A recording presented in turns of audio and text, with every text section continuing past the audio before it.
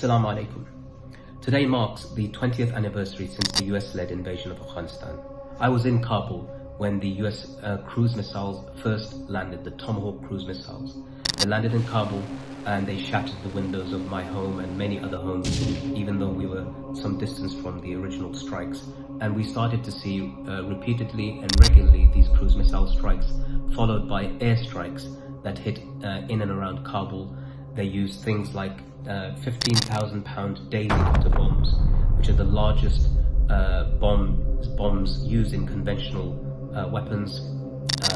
They used cluster bombs, they used vacuum bombs, they used smart bombs, white phosphorus bombs, and all sorts of ordnance, some of which were dubious and some of which were outright illegal in the damage that they did to ordinary civilians. This response to the 9/11 attacks, eventually over a period of 20 years, saw the equivalent of 500 9/11s meted out on the Muslim world, particularly in Iraq and Afghanistan. The interesting thing is the usage of the US military and the terminology it uses for its weaponry.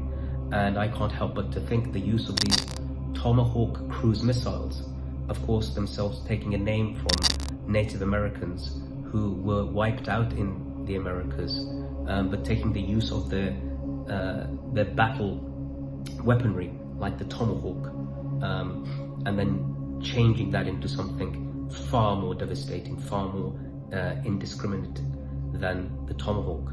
And of course the use of Apache helicopters. The Apache were the last tribe of the Native Americans who stood up to the expanding US military and were wiped out, with their leader Geronimo being the last of the resistance.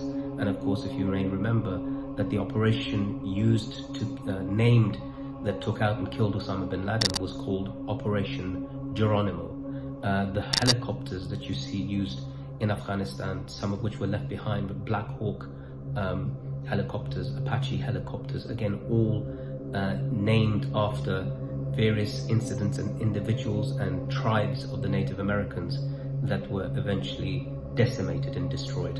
And if we look at the legacy of 20 years of the US occupation of Afghanistan, what we see is a legacy of devastation and destruction. You may see on the one hand some development took place in Kabul, but you don't see that the majority of people who live in Afghanistan live in the rural areas which were left decimated and destroyed.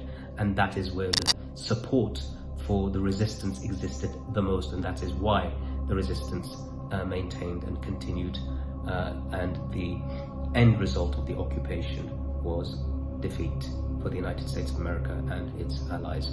On this third anniversary, it's important.